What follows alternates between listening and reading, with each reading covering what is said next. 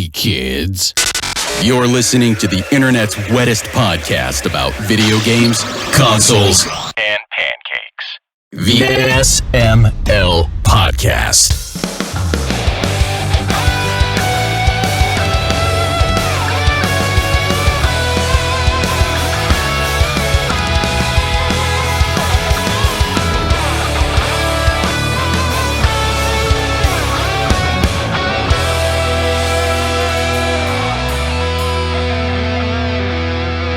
What's up, everybody? This is the SML Podcast. I am your host, Joe. Joining as usual, Cole. How are you doing?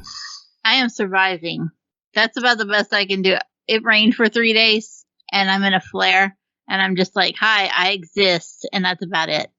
What kind of flare are you in? Like pants or like Ric Flair where you're going like, woo! Woo! No, a disease flare, you asshole. Well, that's the least fun kind. I know. But I am also Jacob's here as well. So, Jacob, how are you doing?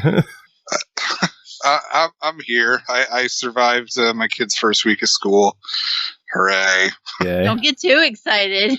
Yeah, I know. There's I hear plenty of people are doing well the first week. It's the second that'll get you. Oh, no. We're struggling real freaking hard. So I can't wait till next week. Well, actually, next week's only 4 days, too. So, well, the best part is that doesn't matter, and neither of you matter, because we have a guest joining us today. Rude. Goddamn right, I'm rude. We have a guest, and they're important. Rick Felice from Tip and Goat. How are you doing today? I'm well. How are you? I'm awful, actually. I've been sick all day. I'm glad someone actually asked me how I'm doing, because I'm doing horrible. I'm sick. Yeah. That sounds right. We always forget to ask Joe. I know. I ask everyone. Like, hi, y'all, and then we go on tangents, and then Joe just sits there. And then I sit here, and I'm sad, and I'm like, no one cares about me. People think all the eyes are on the host, and it's really the loneliest position. Yeah. Yes. Yeah. All I do is talk, and no one listens. Come up with bad segues. So, Rick, you were here to talk about your game, Super Slam Dunk Touchdown. For the people who don't know what this game is, give us the sales pitch. What is Super Slam Dunk Touchdown? Super Slam Dunk Touchdown is sort of a psychotic love letter to 8 and 16-bit sports titles that didn't concern themselves too much with emulating the sport realistically and instead tried to make a fun game, particularly a fun multiplayer game. So I kind of took that notion and amped it up 110%. And that is Super Slam Dunk Touchdown. It's very arcade-looking graphics, kind of 16, 8-bit looking graphics, but it's all driven by 3D physics, and it's pretty deep once you get into it. It is pretty ridiculous as well. I didn't know really what to expect going into this, because from screenshots, it's literally everything. Yep. People are like, what sports are in the game? Yes. So what sports are in the game? For players, which is the important thing, you've got soccer, hockey, football, roller derby, basketball, and baseball. And they're all basically character classes. So they all handle the ball differently. They shoot the ball differently. They fight differently. And the goal is to get the ball into some kind of scoring area, which could be a soccer net. It could be a football field goal, or it could be the hoop. And you can slam dunk it in the hoop, too, which is very challenging if you're a soccer player or a hockey player, but it is possible. Then you've got all different balls. And like I said, it's driven by 3D physics. So you got tennis balls, bowling balls, footballs, hockey pucks. There's secret balls to discover in season mode as well. And they all behave how you might expect. So if you throw a spiral with a hockey puck, that's exactly what happens. The football player will throw it and it'll spin on its Z-axis. If you kick a ball end over end, if that's a football, it might land on its ear and kind of wobble funny. So it can be frustrating when it's, you're on turf and the ball doesn't quite make it into the goal, but then you'll kick a bowling ball on ice and it'll go halfway across the court and keep going. So yeah, you kind of have to know in your head, like, this is what would happen if I punted a tennis ball. I don't believe some of the bowling ball physics in the game. I got to be honest, unless you're talking like 8-pound balls, but because if you're talking 16-pound balls, there's no way you're throwing those things like people are throwing them in the game. It's an astute observation. Joe, I would like to say, I would like to say the people in the game are considered to be athletes. We are not. This is true. Yeah. But that that is correct on the bowling ball. I put actual weights in for all the balls and everything, but bowling ball, when I put the weight in, the full charge kick, it went about an inch. So the bowling ball does get a little exaggeration on the hit, but it has all the mass of a bowling ball. So when it hits you, you'll get knocked out. Love it. Cole, I know you're not much of a sports ball person, so we'll let you ask any questions you have first. Wow, you are a real Jim Dandy. Yeah. What? Since it's a sports ball game and I don't understand how to sports ball, my question was, what the fuck possessed you to make 1G achievements? I've gotten some flack for this, and I will stand by all my decisions. And I'll also say I don't know what I'm doing. So my buddies gave me all these achievements he wanted in the game, so I listed them all, and he had listed like platinum and bronze and stuff. So I just kind of weighted them based on 1,000 gamer points and divided it up, and then started adjusting it from there. So Thank you. Yeah, just indie guy, just trying to do stuff. I don't know. Thank you. I'm so happy that someone had fun with the achievements. I currently have 2 out of 1,000. All right, excellent. Yeah. I will say some of it's trolling. There's a little bit of trolling. A little. What are some of your favorite achievements in the game? What kind of fuckery are you proud of? I love that, because this game still surprises me. Like, the things I get surprised by, I'm always like, oh, that should be an achievement. That should be an achievement. So there's a lot of stuff like that, like scoring a field goal as a hockey player, that's not a shot you can make in the game. You literally have to get creamed by the marching band or something to eject the ball hard enough to get a field goal. But those things happen, and it's like, oh my God, that's awesome. I should get an achievement for that. So that is definitely one of the best ones. My favorite, though, is there is an achievement called Sweet Sweet Chivos, and it is probably one of the hardest things to find how to get in the game. And I cannot wait. I've been watching, hitting refresh on the achievement site, just waiting. Someone please get that. I can't wait for that one. That's that's going to be a lot of fun. I don't know. A few of them are fun, and a few of them are really hard too. So I think you'll have fun finding them all. Are the achievements actually live yet? Yeah, they are.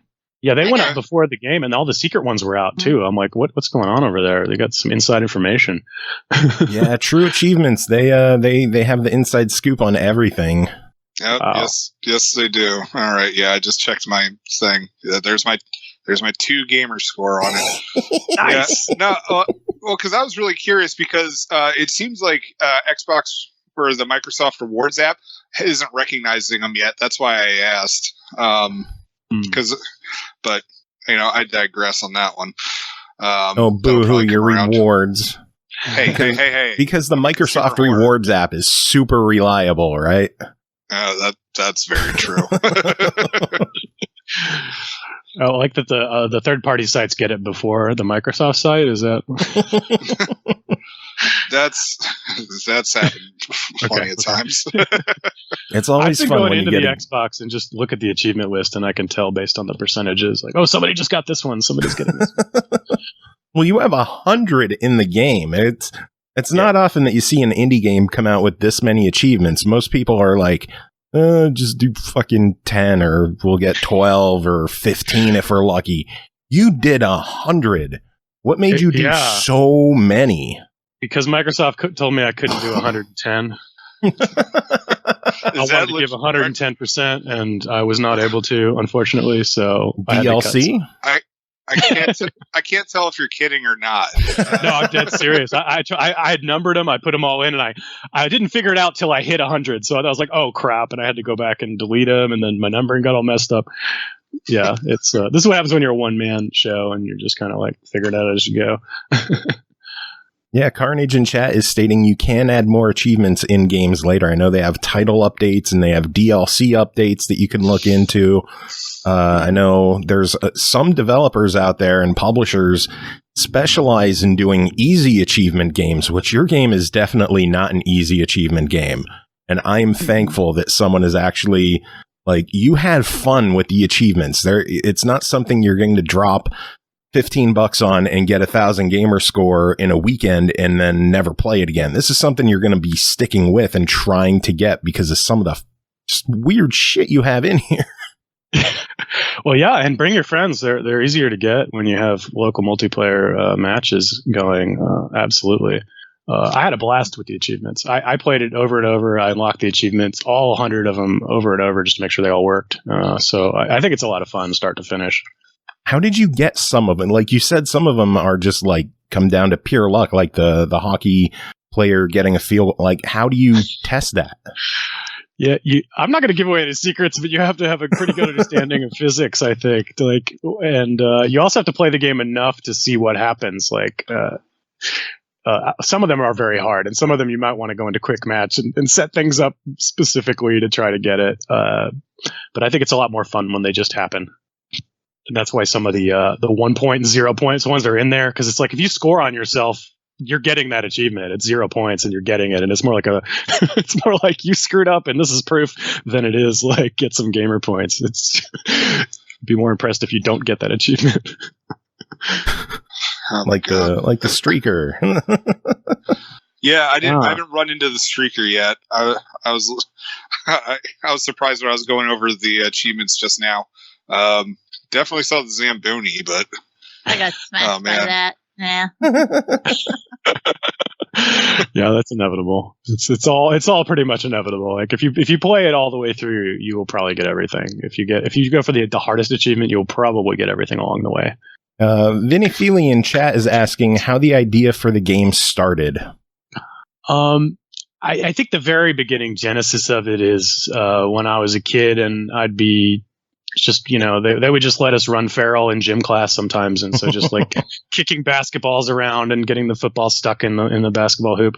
So I think it's always just kind of been in my head to just be silly with sports equipment. But it really began when I was on a company softball team. I had never played any kind of sport, and I was astounded at how much fun it was to be on a team and play this game. And who knew? So I made a poster for the game, and every poster I made was more and more ridiculous until it was literally looked like a poster for Super Slam Dunk Touchdown. It was just everything thrown in, and I just thought this would be a great game. And so that was in 2009, and so it has been a journey since then. Carnage saying, I'm guessing NBA Jam was an inspiration. Oh yeah, for sure. In fact, the control scheme of 3 buttons and a turbo button is definitely, I thought that would be a good idea to follow their lead on that. Yeah, but it's proven confusing. I think people want less buttons. I was going to say, when Joe first described this to me, because when he was just like, hey, you want to be in on this interview, he was describing how the game works, and I was just like, so it's Calvin Ball the game, like from Calvin and Hobbes? Like where, rules don't matter. Everything's out the damn window. Just, it's, the score's 4 to Q, whatever. 4 to Q. Yeah, I took it maybe a notch below full Calvin Ball, but yeah. I played every game I could when I was a kid. I was never that into sports, but if there was a sports game, it's a video game, I'll play it. And I would always get tripped up when there's some rule, like, oh, you can't pass to that guy because of some rule, or you can't shoot from over here. And I'm like, well, what? Why? I want to. So this game is sort of my rebelling against all that. Yeah, I'm the guy who, when I get a new sports game, I turn all the penalties off and just let me have fun. Let me play ball. Let me do what I want to do. And this game lets you do whatever the hell you want to do, pretty much. Yeah, as long as it goes in, it doesn't matter how. Just score. That's what she said. Yeah. Well, I'm not sorry for that one. I am not sorry. Out of curiosity, with the different classes, quote unquote, like how did you determine how much fight they had in them versus like I forget what the other stat is, fight versus speed, because I saw the roller derby person in there, and I because the roller derby person has plenty of speed, which I kind of get, but very little fight. And I was a little surprised by that, because my great aunt actually played roller derby in Philadelphia back in the 60s and early 70s. And if you had told her that, like, oh yeah, you don't really fight that much, she would have knocked your ass over the railing. I disagree with the roller derby character is a solid. You have to compare it to the other players, right? So put her up against soccer and basketball and baseball, and she'll be clobbering them left and right. But you got to work a little harder against hockey or the American football character. So it's kind of weighted that way because she has a double attack. You have to hit her. You have to hit both attacks to really take out the stronger characters. But yeah, get a team of roller derby characters against soccer. It's over. I was gonna say the roller derby character was by far my favorite because she just pummeled down everything. Mm-hmm. I haven't had I hadn't played her. I hadn't played her yet. It's just like I saw I looked at the stats and I was just like, that's an interesting choice. What made you go with a roller derby character in the game anyway? Well, I started out with kind of modeling NES ice hockey. It had the little skinny guy and it had the huge guy and it had the medium character.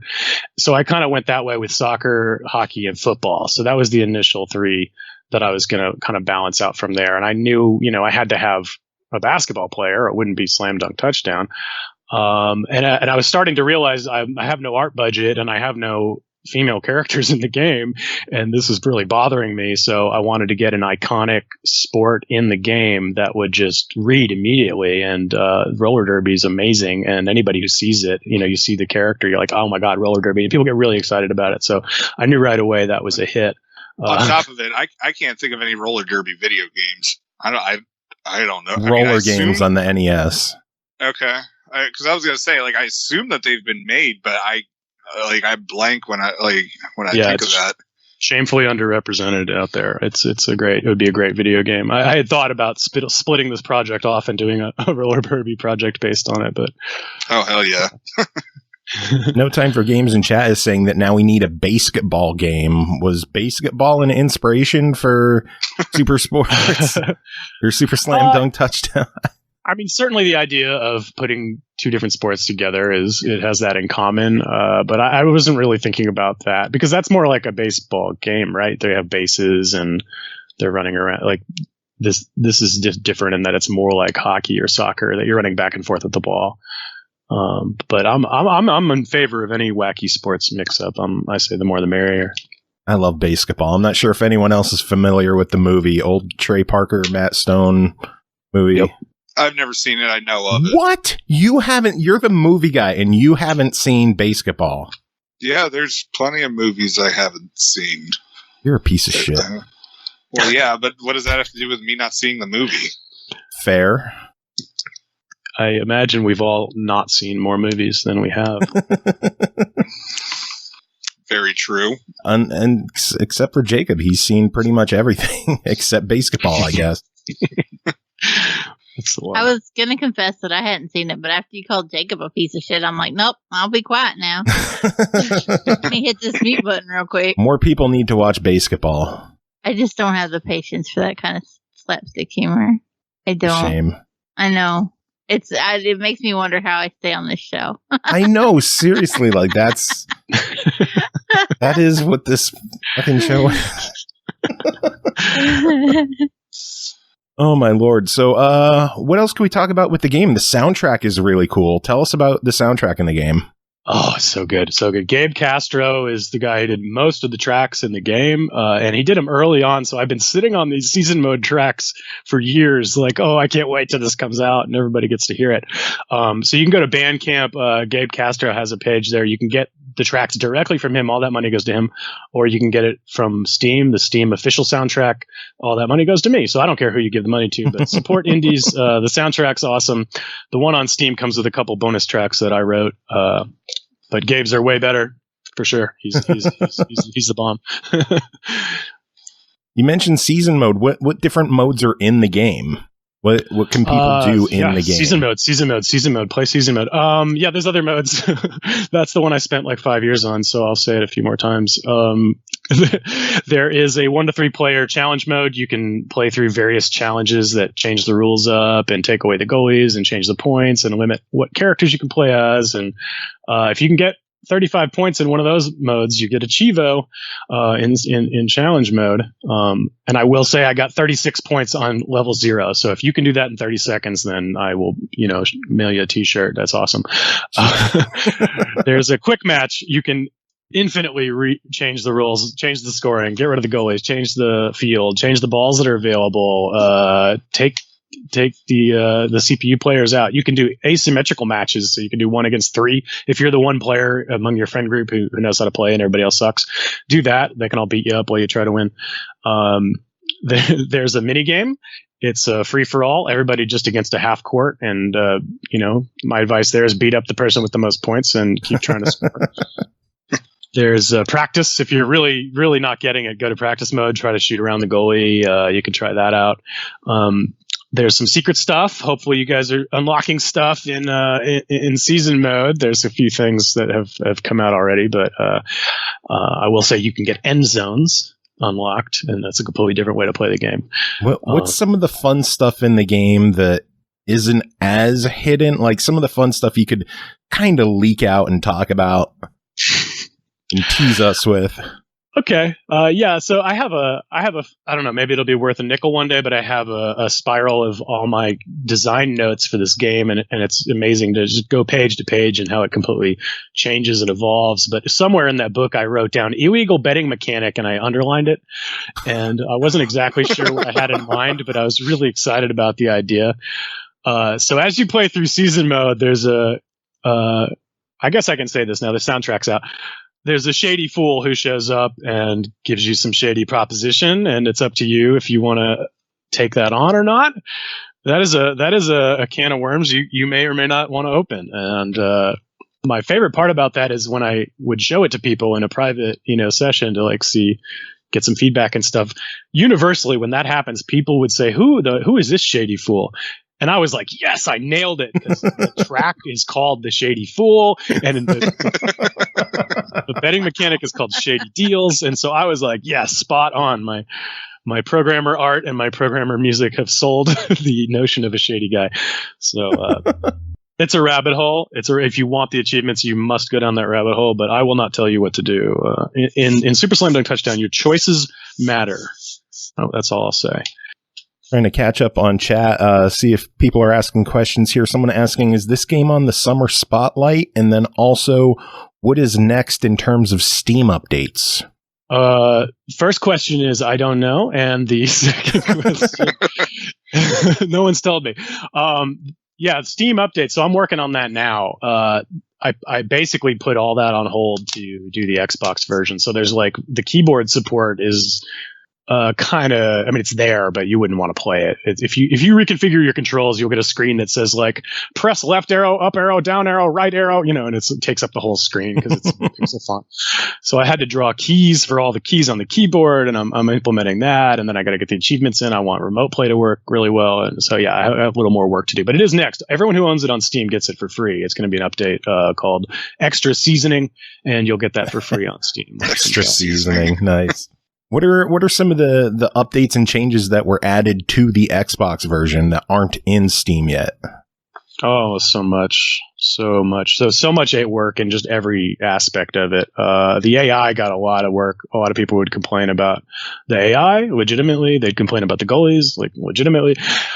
So a lot of work went into the AI. The swap button's been dropped completely. You now use the pass button to swap characters, and that only matters if there's a CPU available.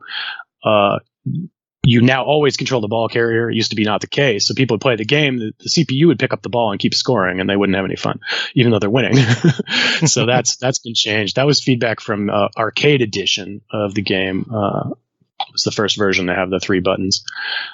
Is there an option to turn that back on? Because I kind of suck at the game, and if I could be carried by the AI, that would be wonderful. It was a painful decision, but I think it's the right one. Yeah, you got to earn those Chivas.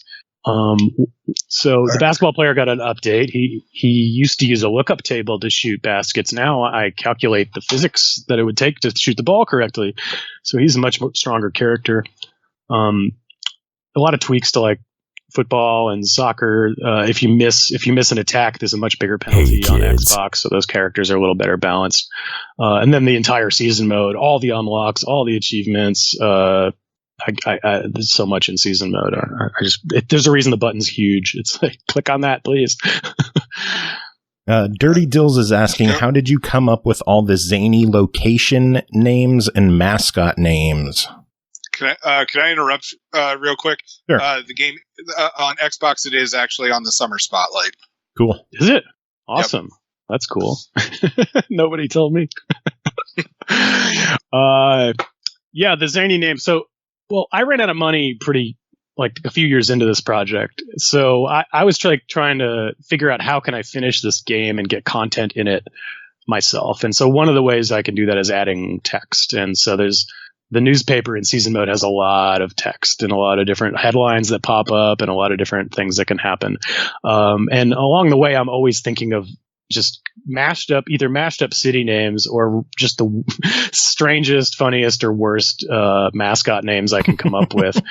There's like the choreographers. I wish I had art for all of these. Like, what would that look like if there was a team? There's one that's just like the nice people or something like that. I think I'm like the Pennsylvania ostriches right now, I think. Transylvania. Yeah. There it is. Transylvania. Yeah. So that's a fun feature. There's so much content just in those dumb names that going into the shop and just seeing which random ones are there is really addictive because it's pretty cheap and you have a lot of money coming in later seasons. So I'm always going back and like, can I make a better name? Can I make a funnier name? And I think that gives people kind of the freedom to be creative without letting them just type in something, I don't know, really offensive. Which, people are going to do offensive things in games if given the option. We were talking before you came on the show about TTP, which if people are familiar with the show, we've discussed TTP on the show before. Is there any TTP potential in your game? Well, speaking of the team names, I did my best to make sure nothing dirty could come out of it, but playing with my buddy, we were randomly assigned the team the Washingmore, which is like, a combination of like Rushmore, I guess, and Washington. I don't know. So we ended up with the Washingmore Balls. No. And when you get a hit like that, you can't change the name.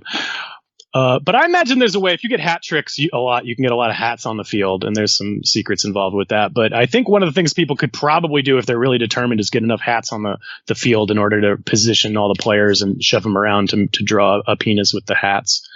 I'm not really sure how else you would be able to do it in this game. I have a new goal now. Right. There's no Chivo for that. I'm sorry. That's okay. Not yet. Not yet. Chivo, so Going to be in the first title update. 1000 G, draw a dick. It's a personal Chivo, so it really does. But you mentioned you originally had 110 achievements. What's on the cutting floor? A few that I was having trouble implementing. One of them would have been pretty cool. It was called Breakaway, and it was if all the other players were off the screen fighting and you scored, you were supposed to get that. But it's a hard window to get because if you shot the ball and then people got on the screen, it wouldn't fire, or if they were on the screen when you shot it and then they got off the screen, it wouldn't. So things like that got cut. And then there was achievements for all the different endings, which I think was probably a bad idea because one of the endings you can only get with multiple people, which if people hate my achievements now, you would have hated it if you have to plug in a second controller to get this one. So yeah, I had to find cuts here and there, but it was nothing too major. Not bad. And still, you have a friggin' 100. We'll live. Yeah, I love it. I think it's great. I have a lot of fun. I had to stop myself. I was unlocking them all on Xbox, and I'm like, wait, people might want to be the first people to do this stuff, so I had to I'm not allowed to play it anymore. As soon as you see that first completion on TA, you're going to be like, my time. Game over, bitches. Let's do this.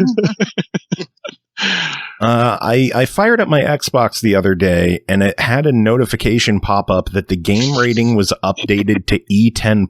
What's the story there? I don't know. They sent me an email, and I'm like, why? Did you not see the streakers? Have you not played the game? I don't know. I'm upset about it. I know more people can buy it, but now I have to go update my trailer. I have to go update my website. I have to do all this work. Like, why are you guys making work for me? Was it originally T-rated? It was T for teen. I thought that was solid. I don't get any parents complaining about why are there naked men on my child's video game. I'll just add some more risque names to the name generator and get that rating back up to a T. Fight for that baby. I was thinking, how can I get it back to T? What do I do? I should probably just send him a screenshot of the football training, because you get like a dozen streakers all running around. You know, this football player, you're tackling all these naked men. Like, what do I have to do to get suddenly you get an AO rating? Yeah, I don't want to go too far. Well, there's no dong being shown, so I don't think that's an issue. Right, but they made me blur him out of the trailer. You had to blur the streaker completely? Yeah. Wow. What's the story that just ESRB is like, no, that's not happening? Well, it's one of those things where I'm scrambling to get this thing launched. Like, I got approval. I got through certification on the first try. I was like, holy crap, I'm not ready for this. And so I thought everything's ready. And then they're like, oh, by the way, your trailer has to be redone. And I was like, I don't have time for this. So it's a little rushed. No, I think the game is fun. I'm having a good time with it. Cole, Jacob, what do you two think of the game? Like, I kind of wish that there was more of an explanation of the controls and stuff like that with it. Mainly just because when I was first playing it, like, I looked over, like, you know, the different classes, and I went with basketball first because I was just like, oh, well, this guy's got throwing ability, like,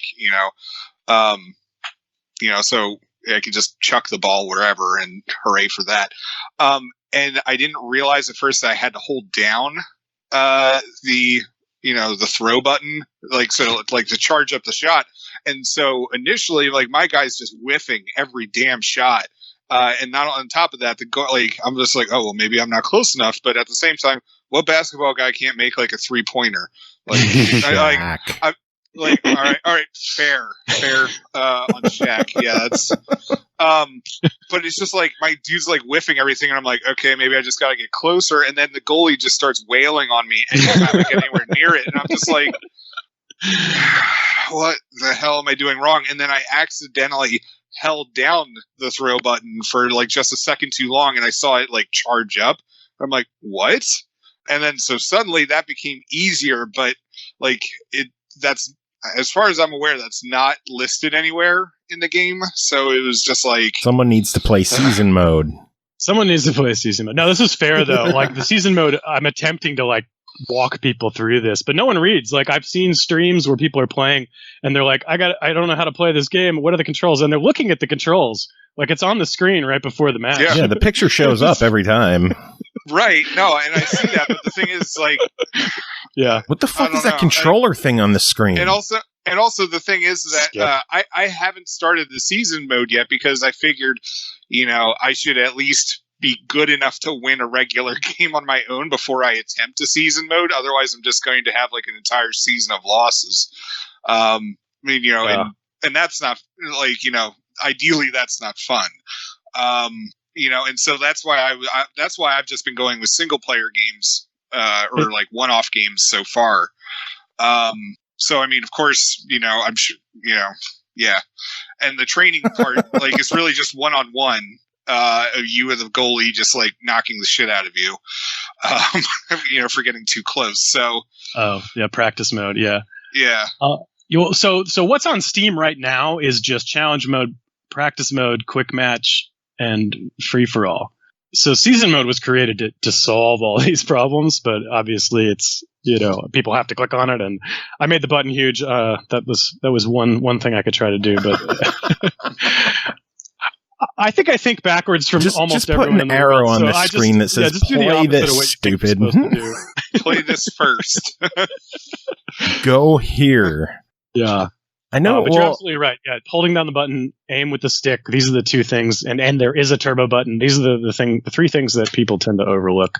And you start with those solidly in your head as you play season mode. You'll do pretty well. And I noticed season mode has a dynamic difficulty, so if you suck, it'll get easier. I was going to say, I noticed when I played, I got blown out in my first game, and then the second game, I won in overtime. In the third game, I actually did pretty good, and it feels like the game is just getting easier. I don't know if I'm getting better or if the game is taking pity on me. Both. Yay!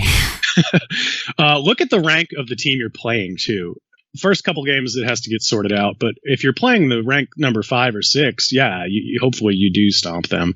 If you're playing the number 1 team, yeah, you might have a little trouble. So do the training modes. If you can get gold medals in all the training modes, you're going to stomp this game. If you can get an undefeated season, you're going to do really well. If you go for all the achievements, by the end of it, you will be a master. There is a learning curve for sure. I have 4 of the training modes unlocked right now. I'm still fairly early in the season myself. I've been more of a spectator than a player with this game, to be honest. I only have silver in one of them, and the other 3 I have nothing. Right on. No medal. Again, play with a friend. You'll do very well on those. I know, Jacob. You got to come up and visit, and we got to play this together. Yeah, damn it! I knew you'd be like, "Oh, hey, I need a friend, Jacob." No. People ask for online, but on Steam, you will be able to do the remote play. So that is an awesome feature. I hope Xbox picks that up, because for indies, having to write an online mode is just, oh my god, I can't even think about it. Is that something that was in the cards, or is it something that is in the cards for a future update or second game, maybe?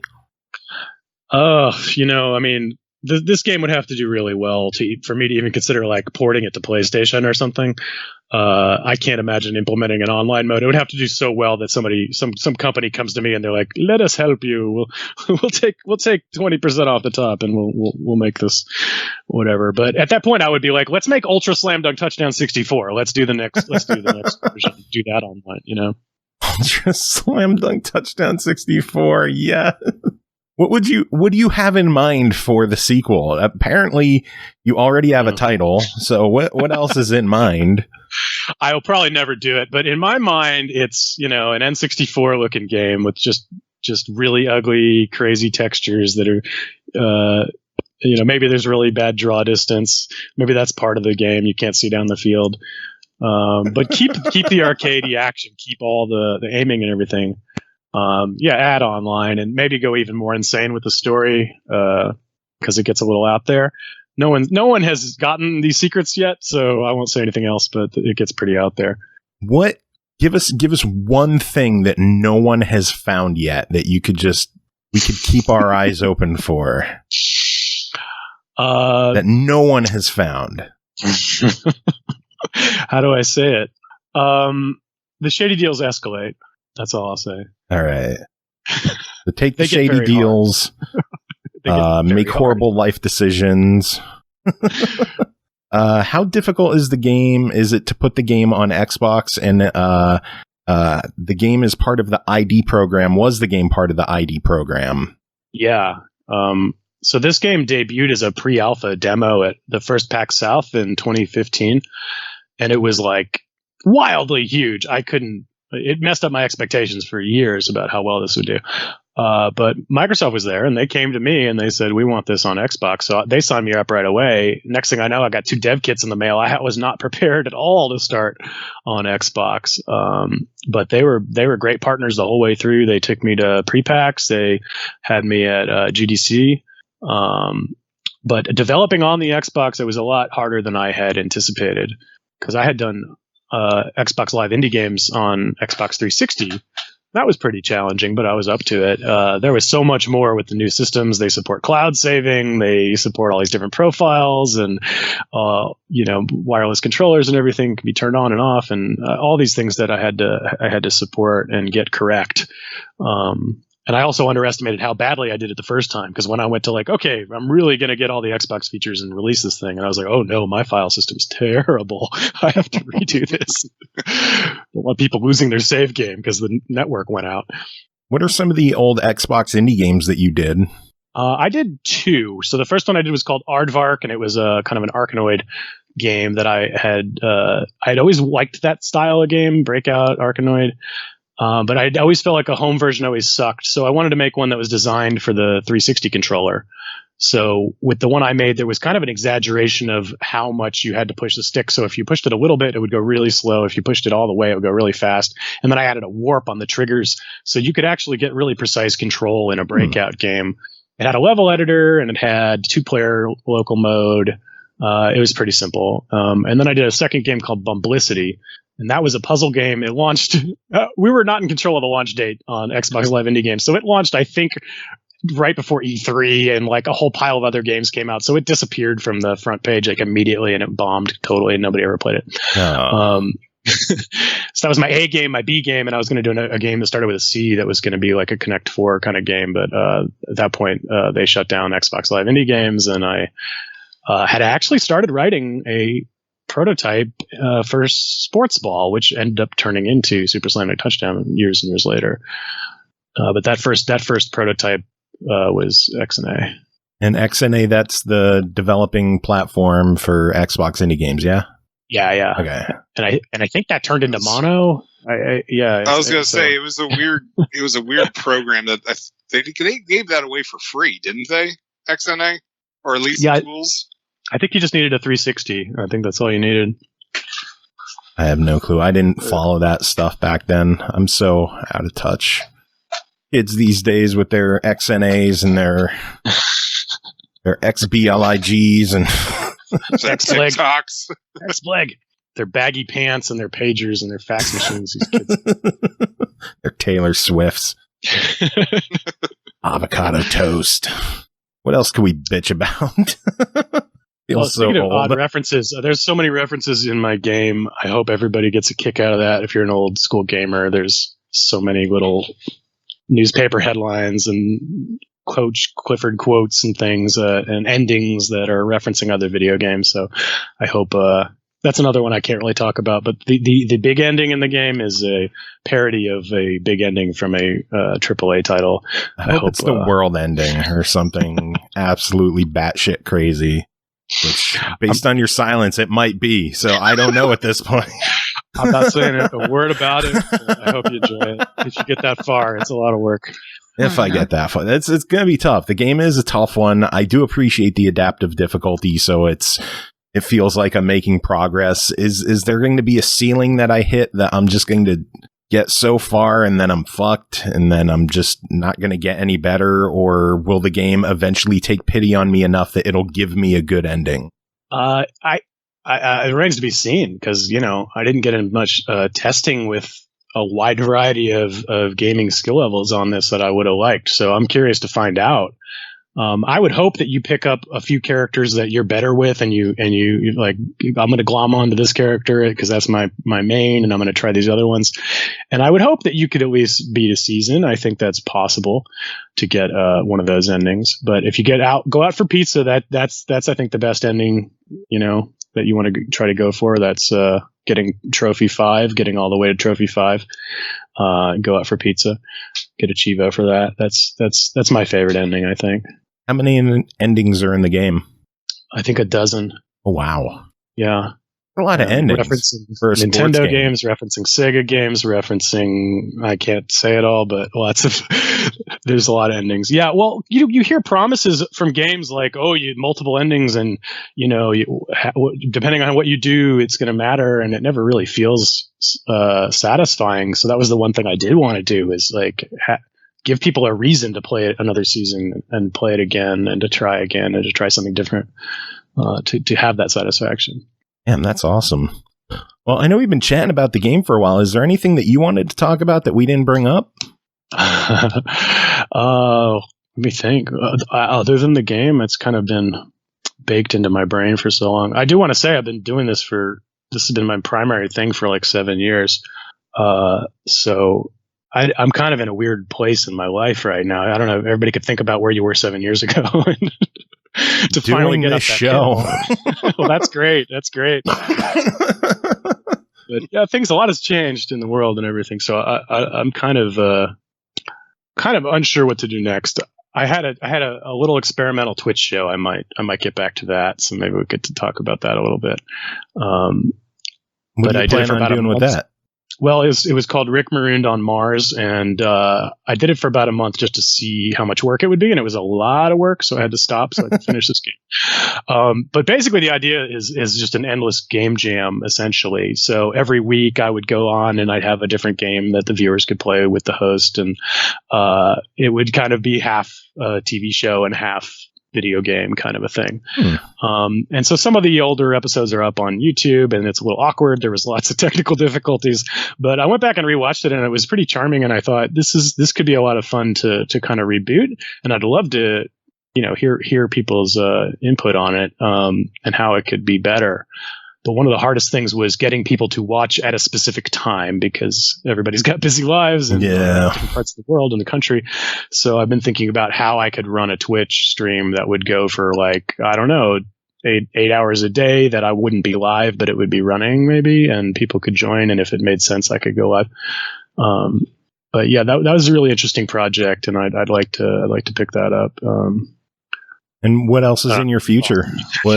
Any other games, or just break time for now? The problem with that show is everything I think of becomes fuel for that show. Like if I think of a game I want to build, I'm like, I could make it and debut it on the show. So I kind of, it keeps bringing me back to that. That's kind of my thought, is if a game got traction on the show, then I could spin it off and release it. Or I just have a lot of fun making games every week. That could be another avenue. What kind of games would they be? Just like quick little indies, or would you eventually work on something over multiple weeks? It could go that way. What I did find was that every week I could build on the previous week, or I could take an engine that was written for one game and kind of turn it on its ear.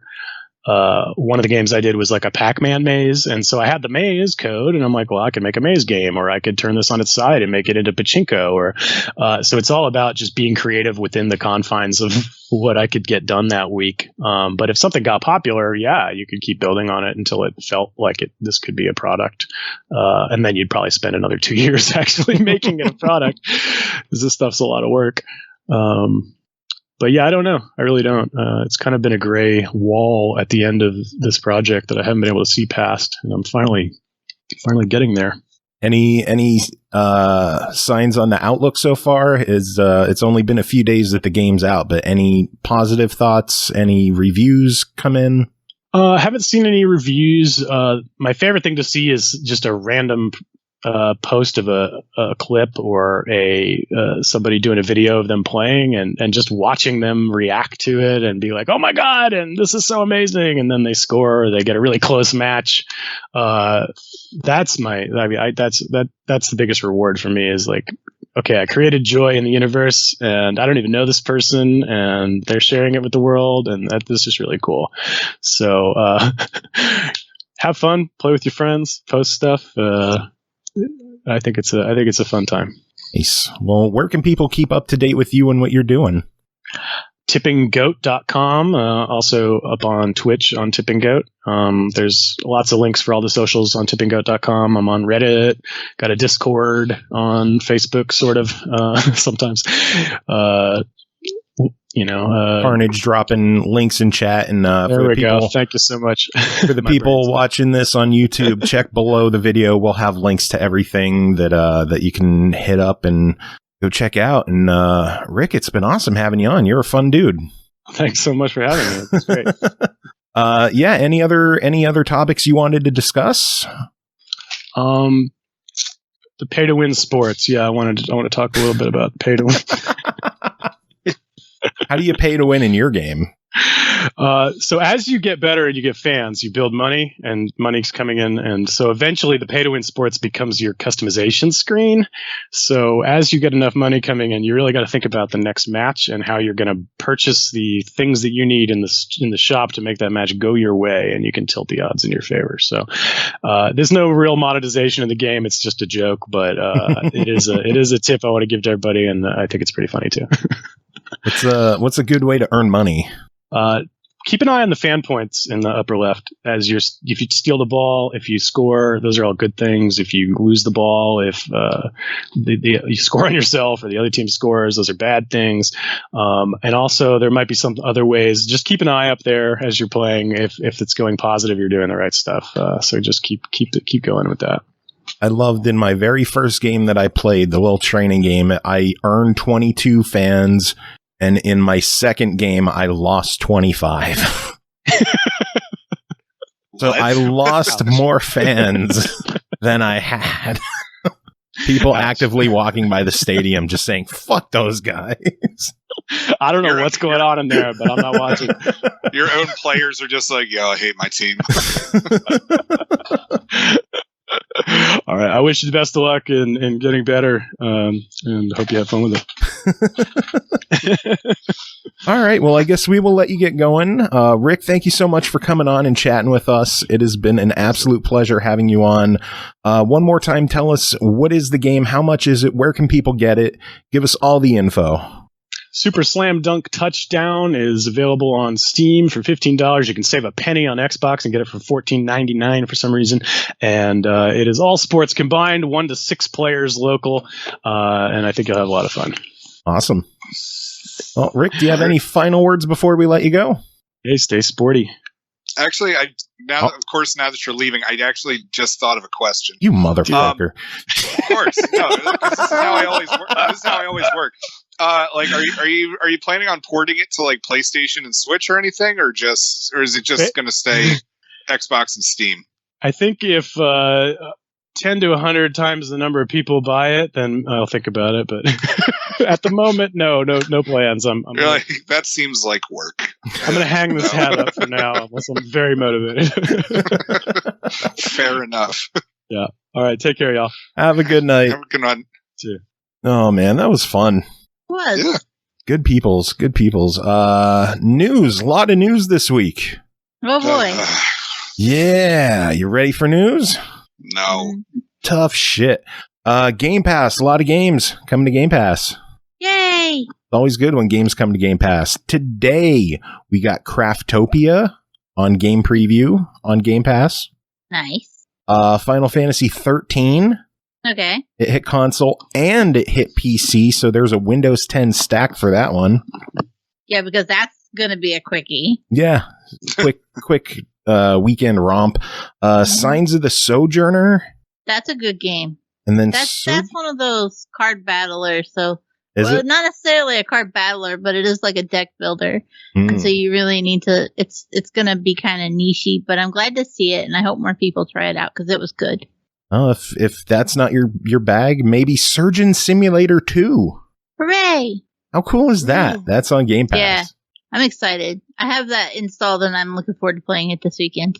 Well, if that's not your bag, September 7th, Crown Trick. What is that? The game. Oh, okay. In console and PC. Sounds good. Yay. September 9th, Breath Edge. Okay. The Artful Escape. That I'm looking forward to. Yeah, that seems like a cool game. Then I'm excited about this one finally coming to Xbox and Windows 10, Nuclear Throne. What the hell's that? It's about a throne that's gone nuclear? You people are terrible. Carnage is exciting. Oh, does that mean it's a twin stick? And it probably doesn't have any puns either. Y'all are terrible. Twin stick roguelike.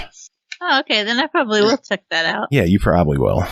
But it's not all good news. There are games that are leaving Game Pass. On September 13th, we are losing Red Dead Online. And then on the 15th, we're losing Company of Heroes on the PC.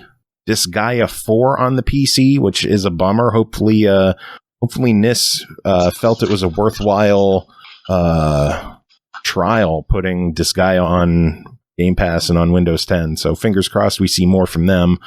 Hot Shot Racing is leaving. Oh. Yep. Thronebreaker, The Witcher Tales. That one comes and goes pretty regularly. Does it? Yeah, it's also a card battler, for the record. This one people might want to pick up. The Dark Crystal Age of Resistance, that along with Stranger Things 3, not only leaving Game Pass, but it's very likely they're going to be delisted as well. What, both of those? Yeah. I need to pick up Dark Crystal then. Yep, yeah. Same. I know Stranger Things is delisted from Steam and GOG already. Yeah. Well, I already own Stranger Things, so I got that one in the bag, but I need to pick up Dark Crystal. Yeah. because that one might not be around for long. Who knows? It might stick around, but I wouldn't take my chances. So that's not the only thing being delisted either. No, Forza 7. That's not what I was going, but yeah. No, well, that as well. That's on Game Pass, and that's the one I was going for. I think Stranger Things already has been delisted On Xbox? Yeah, it's not coming up. Weird. Shit. What is getting delisted that you're going to talk about, Cole? Beyond Eyes. Tell us about that one. The developer tweeted that she had the option to renew with Team 17 and chose not to. So the game will be delisted, and because Team 17 helped with the finishing development, like they had the starter code for it, but because Team 17 helped finish development, they won't be able to re-release it without Team 17 signing as well. Ugh. So it will be gone. If you have not picked that one up, it's $14.99. Which game? Beyond Eyes. Oh, okay. Thankfully I own that one. All right, cool. Yeah, Stranger Things is in fact delisted, and this the Dark Crystal game, is that a tactics game? Yeah. Yeah. Okay. That is still available for sale. If you have Game Pass, you get a 20% discount. Yeah, it's there until the 15th. And then leaving Game Pass, and who knows if it'll still be around or not. Like Stranger Things, which apparently is delisted from Xbox now. So bye, Stranger Things. Yay. Windows 11 is releasing starting October 5th, and they'll be rolling it out over the next year or so. Mm-hmm. Apparently, despite my computer being less than a year old, I'm not good enough for it because of that TMP bullshit, whatever it is. You probably just need a BIOS update, which your BIOS probably should have been updated a long time ago anyway. I don't know how to do that. It's not hard. It's scarier than it seems, right? Like I had to update mine before I put my 5800X in, and I was actually looking at it, and I've been having some problems with power instability, and I, on a whim, decided to go to my motherboard's website and was like, yeah, I'm like 4 variations. I just updated it like 3 months ago, and I'm like 4 variations of updates behind. I'm like, son of a bitch. You have to stay on. Motherboard BIOS updates they're terrifying because if you do work it, everything's fucked, right? Yeah, which is why I don't want to fuck with. Well, to be fair though, your computer is newer and it most likely runs to, like, it'll have its BIOS, but it also keeps a reserve in case it gets fucked up. And all you have to do is like reset your CMOS battery to send it back to default. But yeah, because I know what that is. Anyway, PlayStation Plus was announced for September. We heard Games with Gold last week, and PlayStation Plus got announced. Okay. PS4's getting Hitman 2. Okay. And Predator Hunting Grounds. All right. I don't know what that is. And then PS5 is getting Overcooked All You Can Eat. Everybody deserves to play more Overcooked. Yep. So I'm not mad at that at all. Must note that is PS5 only. The PS4 version does not get the freebie pickup bonus. So, Speaking of awesome shit between PlayStation and 4 and 5, Horizon Forbidden West will not have an upgrade path from PS4 to PS5. If you want both editions of the game, you need to purchase at minimum the $79.99 Digital Deluxe Edition, which has an entitlement for both versions of the game. If you purchase either Standard Edition, that's all you get. That's gross. Yeah, that's... Smart Delivery says hi. I would like to point out that for all the shit we give Activision with regards to Call of Duty, even they don't do that. Yeah, at least they have an upgrade path. They have a cross-gen bundle. So, I mean, come the fuck on. If Activision doesn't do it, then you know you're being shitty. I mean, they do have the cross-gen bundle for $80, but they don't have an upgrade if you already own one version. I think that's the shitty thing. That if you own the PS4 version and you want to move up to PS5, you have to completely rebuy the game. There is no $10-$20 upgrade, whatever. It's stupid. I hate it. What's the potential of them changing that if enough people bitch about it? Who knows? We'll see. People aren't happy about it. So, Suda51 has come out and stated that No More Heroes 3 is the final game in the series. Dang. Yeah. Which I really want to pick up and check out. I hope it's good. Online services for Metal Gear Solid 5, The Phantom Pain on Xbox 360 and PS3 will shut down May 31st, 2022. Well, looks like it's about time I finally start playing that. Although I think they've confirmed only one achievement will be, you won't be able to access it though. Or like it will be unattainable at this point. Which, let's be honest, if you haven't gotten it by now, well, and it seems like it's real easy to get to. I believe. Well, from the sound of it, I read the description, and it sounds like you should be able to get it pretty easily. But however, I think True Achievement says that there may be two others that may also become unattainable. So. I don't know. Anyway, Thunderful has purchased Stage Clear Studios for $2.9 million. Cole, you pointed this one out earlier today. What are your thoughts on that? I was surprised by it. The arrangements of it are kind of odd. I don't remember the exact numbers, but like there was a bulk payment up front, and then the remaining buyout was like dependent upon Stage Clear hitting certain goals. Yeah, I think they said $1 million up front. Yeah, it's kind of an odd purchase arrangement to me. Maybe it's something that happens all the time and I'm not familiar with it, but I don't know. It just seemed odd. Carnage asking if Stage Clear was under Digerati. I don't think they were under Digerati. I think they just worked with them with porting games. I think they were like Digerati's porting buddy. I don't know if they'll still work with Digerati now that Thunderful's picked them up. Maybe Thunderful might pick up Digerati. Who knows? Stage Clear, like, had their hands in a little bit of everything, to be fair. Like, I don't think if you loaded up any game, especially if it was something like for a licensed series or something like that, chances were good it had a Stage Clear logo on Stage Clear worked on a lot. They did. They were all up in everything that was licensed. So it'll be interesting to see how that benefits Thunderful. Yeah. Speaking of licensing, weird crossover coming with Super Monkey Ball. DLC character, Hello Kitty. Okay. Yeah, that one's going to cost like $5, and I think there's a couple of others. They've announced a handful of other DLC characters, including a crossover with Monster Rancher. But Hello Kitty is the interesting one. Monster Rancher is also going to show up. Yeah, Monster Rancher. Did I say Hunter? I thought you said Monster Rancher. Okay, well, which is why I was just like, oh boy. Yeah, it's the yellow eyeball dude. Queso. Yeah. I remember him from the anime show, which I watched quite a bit. But yeah, that's the news I got. Cole, anything on your end? No, that was helpful. It where I saw Thunderful. I know.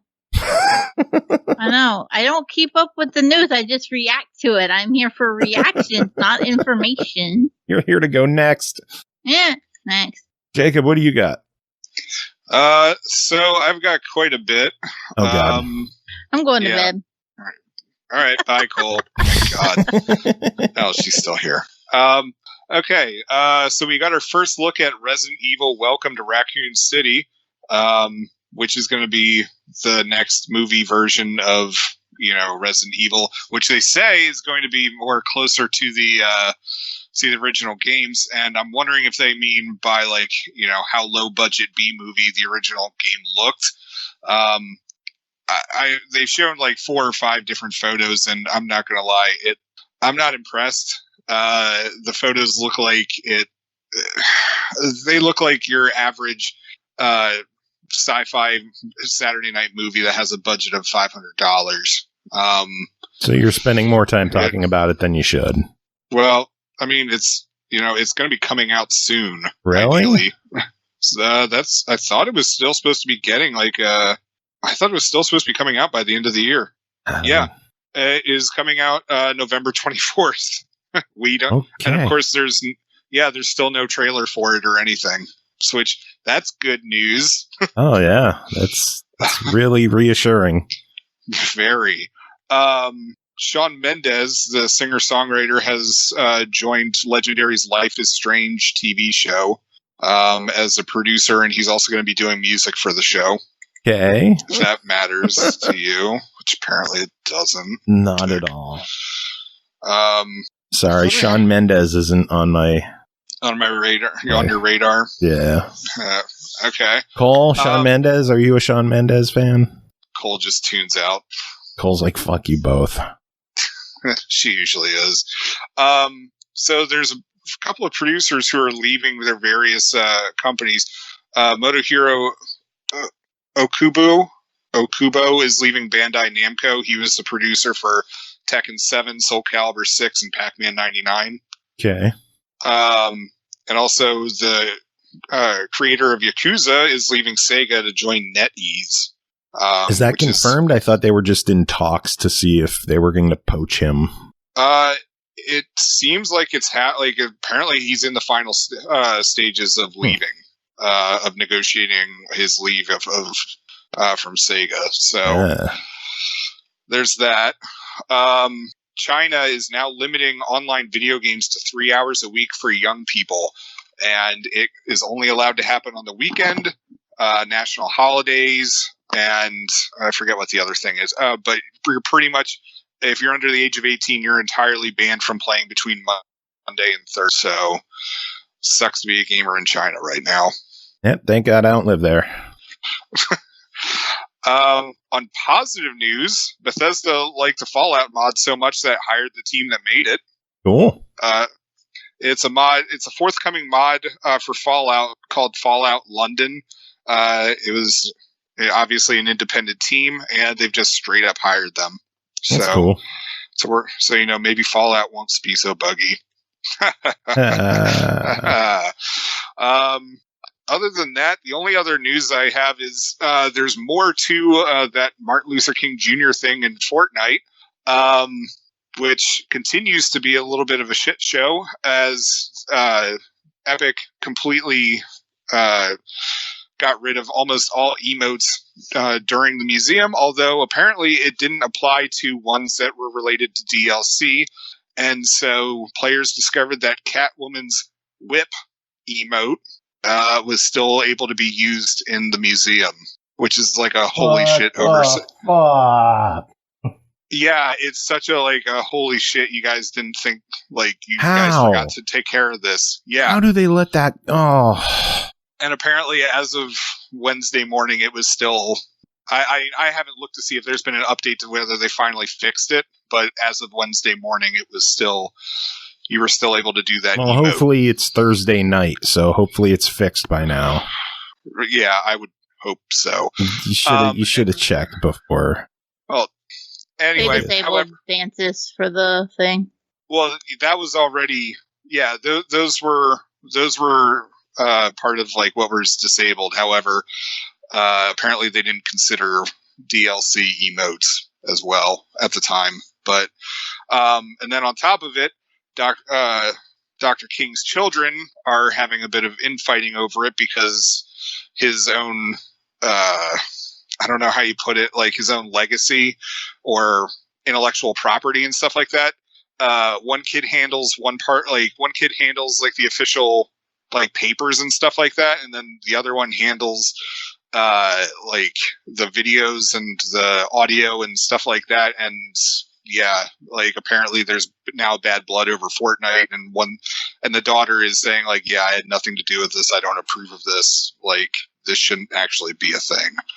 So yeah, it's just oi. So reviews? Yeah, we can do reviews. Cole, you ready? Or are you muted again? Nope, I'm good. Keep muting over there. Well, you know what happened was I unmuted on Skype, but I had accidentally moved my hand over this microphone and it muted the microphone. That's what had happened. Sure. Yeah. And Speaking of that microphone. Anyway. Yeah. First item to talk about tonight is the Roccat Torch mic, created by Roccat, which is a Turtle Beach brand, available on the Roccat website for $99.99. Meet the Roccat Torch studio-grade USB microphone. The dual condenser design and 24-bit audio quality will take your content to the next level. Cardioid, stereo, and exclusive whisper patterns give you the tools to create anywhere. Contactless quick mute grants instant control, which Cole found out. Boom arm compatibility means the Torch evolves with you. Cole, tell us about this microphone. Hey, how do I sound? I think between the last episode and this one, you sound pretty good on it. Yeah, there's a noticeable difference and a noticeable improvement in the quality of this microphone versus the Fifine that I have been using for half a decade. I will grudgingly say your voice does sound better. So. I didn't say I liked hearing it. I just said it sounds better. It's not as bassy. It's more clear, and it has more of a crystal clear tone to it instead of a more muffled bassy sound. Yeah. Do you think they could get rid of the southern drawl? Like, no. Can they edit that out? Jacob, this is me getting rid of the southern drawl. It gets worse. Let me turn it up on my microphone. Oh my God. The southern drawl button on my microphone got stuck. Suddenly I'll be all bless your heart. And I loved that bless your heart was like the first achievement I got in Super Slam Dunk Touchdown. I saw that too. But yeah, for the microphone, I really like the sound quality of it. It's certainly a noticeable improvement. I've been using a $30 knockoff mic I got on Amazon like 5 years ago, and don't get me wrong, I love that little Fifine it puts in work, but this is a noticeable boon in quality and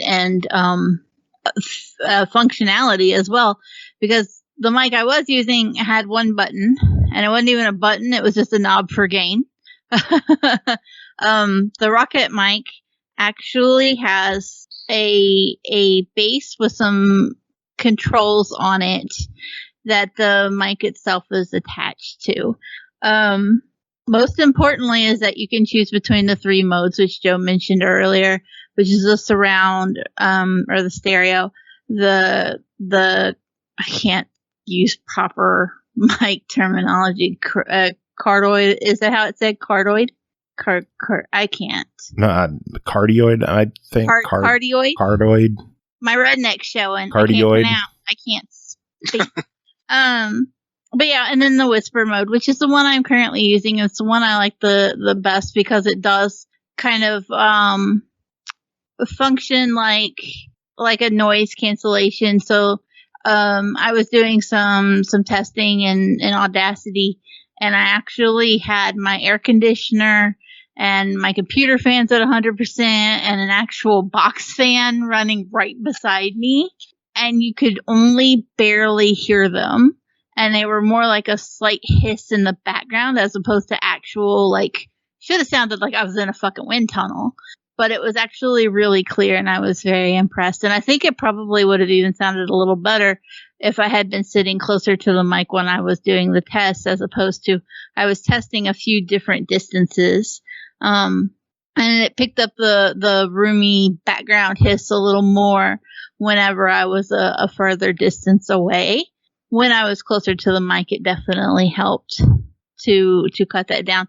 Now, if I did boost it up, that's going to be obvious with any mic. The closer you are, the less background noise you're going to get. But I noticed with the little sample recording that you did, that you are able to sit at a more comfortable distance with this microphone than you were with the other one, because I know this is a huge deal for me. Yeah. With my previous microphone, I have bumped my glasses on it while chatting. I had to really be up on it for it to pick me up clearly. And I'm actually able to sit a pretty good distance away, maybe around 6 to 12 inches is probably the sweet spot, if you will. But I was even able to just set it on my desk and kind of lean back in my chair with my feet propped up, and it still picked me up well. It wasn't that it didn't pick me up well, it was just it picked up too much room noise for my personal taste. But I was really impressed that even without like cranking the gain up as high as it could go, it was really, putting in work to capture my voice. I have a bit of a unique voice. We're gonna use the you here. I sound funny, okay? And I'm really picky when it comes to a microphone because I think a lot of them make my voice, they either sound kind of like I'm in a tin can, or, and this is the bigger issue, kids. They try to boost my bass so much that it just distorts how I sound. Yeah. So the clarity, the way that the Roccat mic doesn't actually try to tweak my voice to an unnatural degree. I hate hearing my own voice, but it was one of the few times that I could hear my voice, and I was like, "Oh, that's legit how I sound," and that was a lot nicer than I'm used to. The mic does have mic monitoring on it. It comes with 3 volume controls. There's a little switch on the back of the bass where you can flip how loud you want your mic monitoring to be. I turned it on, it works, and then I immediately turned it back off because I don't want to listen to this. I need to have mic monitoring on. I need to hear myself. I can't. I get so stressed out. Like if I don't hear myself and I'm just muffled with the headphones on, it throws me off. I need to be able to hear myself clearly. I will say though that the bass having the features on it and the all the knobs, you have like I said, you have the one that lets you change between the 3 modes. You also have a volume knob because you can plug your headphones directly into the bass. So then you have a volume knob with a mute button on that, and then you have a slider for gain. That's fine when you've got it all set together.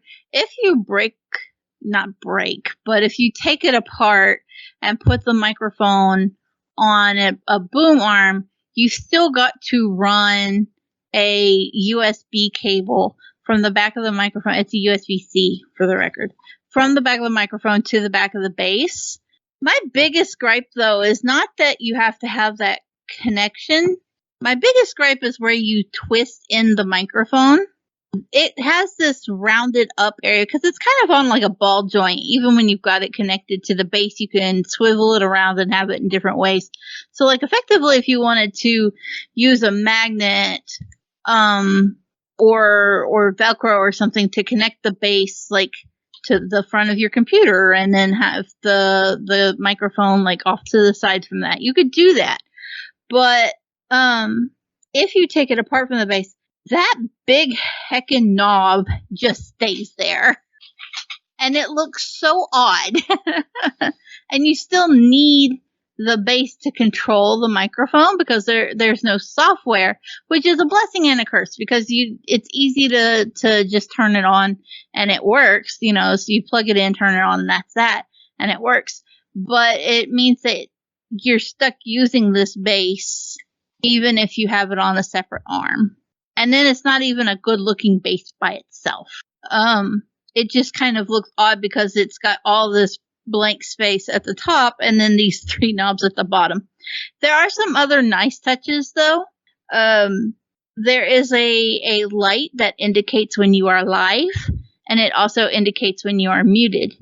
In addition to being able to push the knob to mute, there is actually a movement sensor on top of the microphone.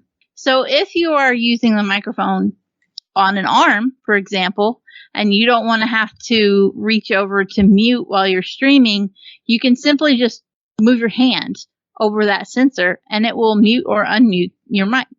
Huh. That's a nice touch. Yeah, that's However, really cool. You have to really watch. There's a sensitivity for that sensor on the back. Use it because I was wearing a hat and I moved in to do a test close to the mic and it muted me. A cat's tail can mute you. So that is definitely something to keep an eye on. I have it set down to a lower sensitivity, which means I do kind of have to sit there and wave my hand a couple times to get it to go. Yeah. But also I don't use that inline mute as often because I have gotten so used to just like muting through the computer or using my Stream Deck that it's not an issue for me. But it is nice that there is the functionality of like, oh, well, if it's too sensitive, I can turn it down some. Because like I said, my hat did it. My cat's tail did it. There are things that you've got to watch out for in that regard. But they've thought of that in the design. Now, the other thing that I want to touch on is because this is obviously a streaming mic, it's made to fit in with your computer's ecosystem. We all know I love my rainbow lights, okay? Yeah. RGB is important to me. So there are lights that are built into the microphone. I have a love-hate relationship with them because they indicate when the mic is on and recording, which is good. My kids are going in and out of their room. Yeah, I can hear it like crystal clear, that door squeaking. We need to make a note for David to put some oil on that door. Some what? Oil. God damn it. Want me to say white truck too? Will you be happy then? Anyway, you were saying? The RGB light. Fucking yeah! You cannot customize the lighting color. That's a disappointment. I like to customize the shit out of things. If you're gonna give me lights, I want to make them pretty. You want to know what else is pretty? Carnage is pretty for subbing for his 13th month. Ah. He says, no, Joe, you deserve some wet pun cakes. I'm going to bed. Bye.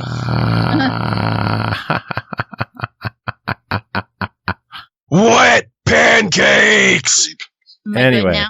You can't customize the RGB lights, but the color of the light is tied to whatever mode you're on, which makes it nice so that you can see at a glance without having to like look down at the knob, especially if you have it off of the basin on an arm. And then you have the ability to like just glance at it and know, oh, it's in whisper mode or it's in surround. I'm keeping mine in whisper though, particularly because one, I'm used to already being close to the mic to speak. Yeah. And two, because the light is purple and so it fits in with my ecosystem a little Jesus. better. All right. Well, we've obviously heard a lot of the mic. We heard it over last episode. We heard it on this episode. I think it sounds great. It's $100. What do you think of this microphone from a usability standpoint and audio wise? What are your thoughts on it? Is this worth picking up for a streamer? I do think so. I think it's a really solid one. I like that you can pretty much sit it anywhere on your desk, and it's going to pick your voice up and give you good quality. I like that it's got a headset port, that you can just plug into in the back. I will say that I do think the ports on the back are a little too close to each other. My headset is one of those that's at the plug-in is at a 90 degree. And so it's a little snug. It fits, but it's right there against that USB-C. So it is definitely a tight fit. But overall, I think it's really solid. I think it certainly justifies its price tag, and I give it a buy it. Cool beans. Yeah. All right. Ready to talk about some games? Yeah. All right, Jacob, you're up. First game to talk about is called Big Rumble Boxing Creed Champions, developed and published by Survios, Inc., released September 3rd on Xbox One, Switch, PS4, and PC for $39.99. Step into the ring and show off your boxing skills in a knockout arcade experience. Fight as 20 iconic characters from the Creed and Rocky movies, take on world-class opponents across a variety of locations, or challenge your friends in local head-to-head matches. Jacob, tell us about your time with Big Rumble Boxing Creed Champion. So pretty much, if you are familiar with the old Xbox 360 game Facebreaker, that was by EA, it's kind of like that. It's not as much of a serious boxing game. It's very arcadey. There's really only there's normal hit, power hit, grapple, and then once you build up your meter enough, you have a super move, which either completely knocks the shit out of your opponent or randomly will only do like one hit. So it's that thing's a little bit of a grab bag, unless I'm doing it wrong, which is entirely possible. You start off with 10 characters that you can play as from the various Rocky and Creed movies. Obviously, you've got Adonis, Creed, Creed's son, and Rocky being your top guys that you can also play as. You can also play as Drago's kid, who most recently was featured in Creed 2. Now, there's two ways to go about playing this game. There is an arcade mode, which essentially you just have to beat boxer after boxer after boxer after boxer to get to the end of your storyline. An arcade mode does actually feature a storyline for each of their boxers, which I thought was a nice touch to it. My only complaint about it is that it really needs to have like a save mode during it, because when you are doing the arcade mode, you are really in this for the long haul. And it's just you're going a minimum of 3 rounds per boxer, which doesn't seem like a lot of time, but as I said, it was enough that I was just like, holy crap. Like, I wish that there was a save feature so I could come back, after going to bed and, finishing off the storyline.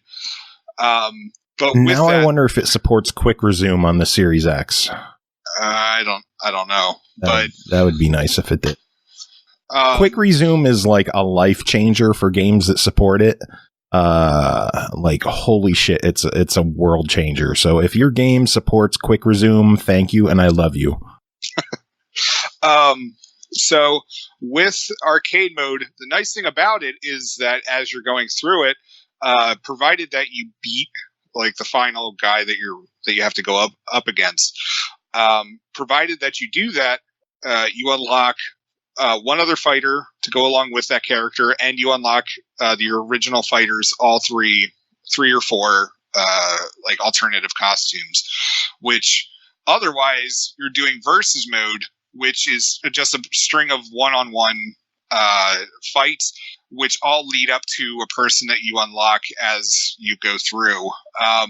Now, of course, going versus means that you can finally put down the controller and go off and do somewhere else, but then you're just not unlocking as much. So you have to really then put the time in to decide, how, like, if you want to get everything and get all the achievements, how do you want to go about doing it anyway?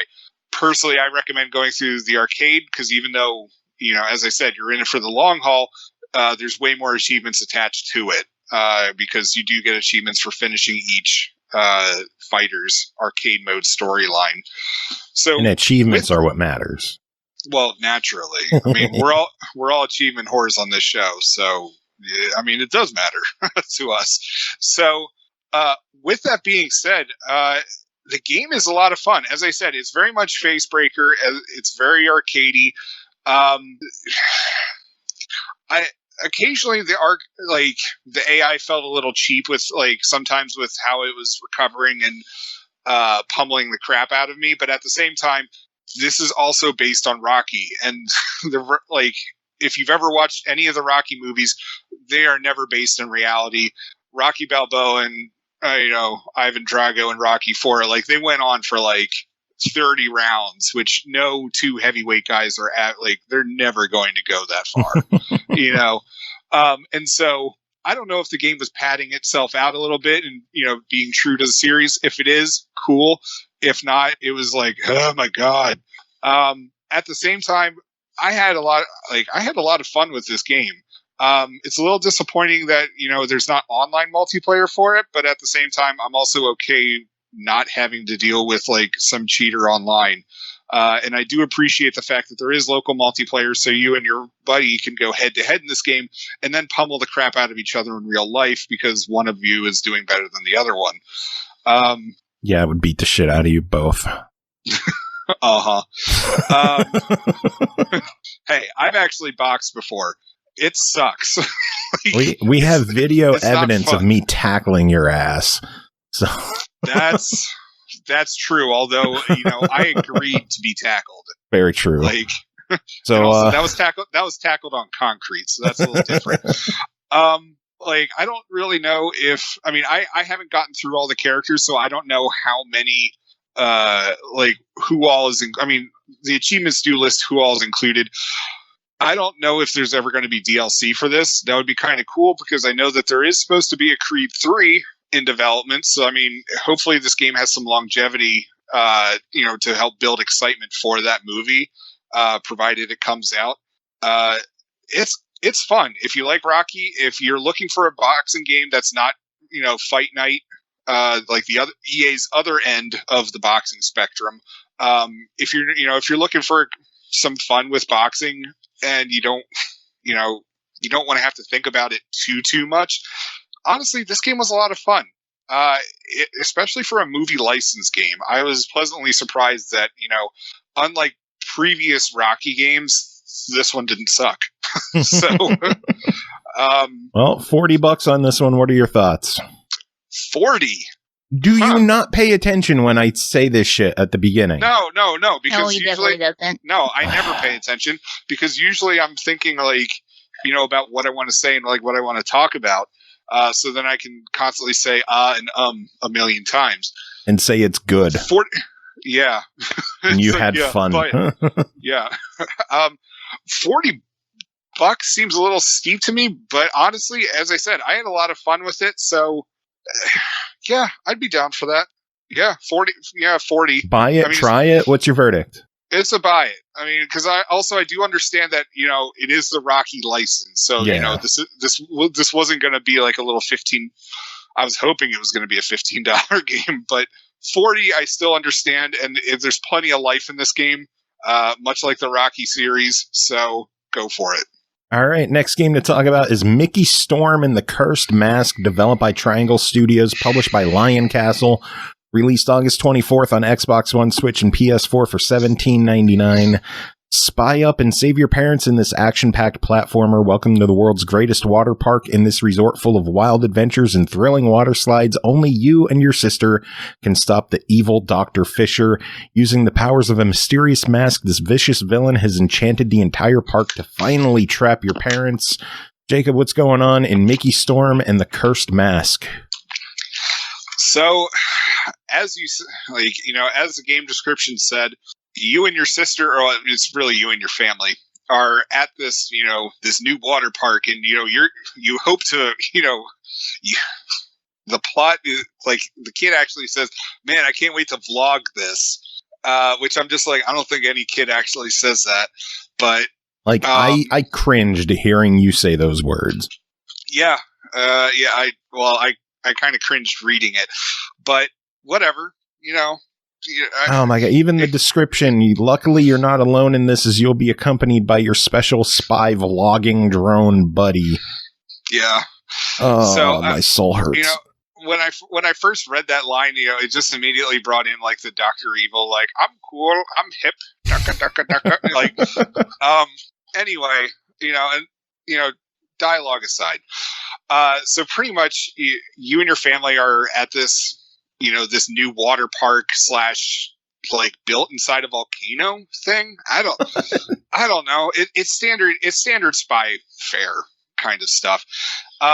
So pretty much, you get to view it before everyone else, but then, oh no, it turns out to be a trap by the evil Dr. Fisher who kidnaps your parents. But thankfully you're able to like kind of surf your way through. I don't like you're on these like little pad things. And I'll be honest, I wanted to like this game. I really did. It has some interesting level designs, and like the idea is solid enough. Well, what do you do on the stages? Is it platforming? Is it riding? I can't tell from screenshots. So pretty much it's a platformer that, also because the game wants to divvy up, like, it doesn't want to be the same thing over and over again. But the problem is that there's really not enough variety to prevent that from happening. And there's really only 3 types of stages. There's a standard, go through the stage and, get from point A to point B. There's also time trial stages. And those things are an absolute pain in the ass. I hated every single time trial stage that I had to deal with. And then there's a third type, which is essentially you just have to collect as much energy pellets or whatever they're called as much as you can. Like, and it's like pretty much the regular stage and the collect as much are fine, but it's the time trials that really drag this game down, unfortunately.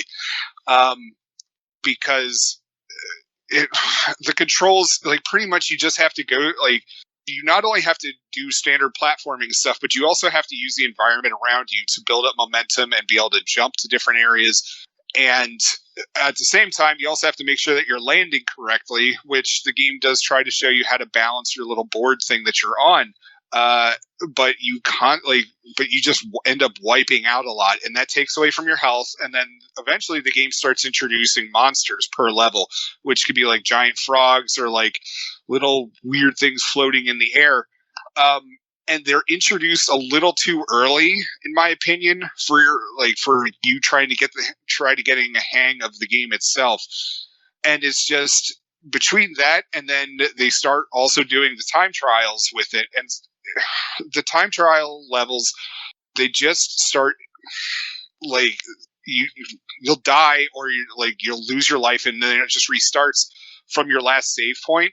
But then you only had like 8 seconds left to get through the mission, and so you've got 8 seconds to just die again at the same damn place that you died last time, and the game doesn't do anything to fix that. And so you're just constantly it's just insanely frustrating to get through the game. And I know that this game is aimed at kids. I had my oldest son play it as well. And he just got constantly frustrated. And unfortunately, he was just like, this isn't very fun. And he lost interest within 10 minutes. Yeah. And I'll be honest, I held it, the game held my interest a little bit longer because, I have to review this thing.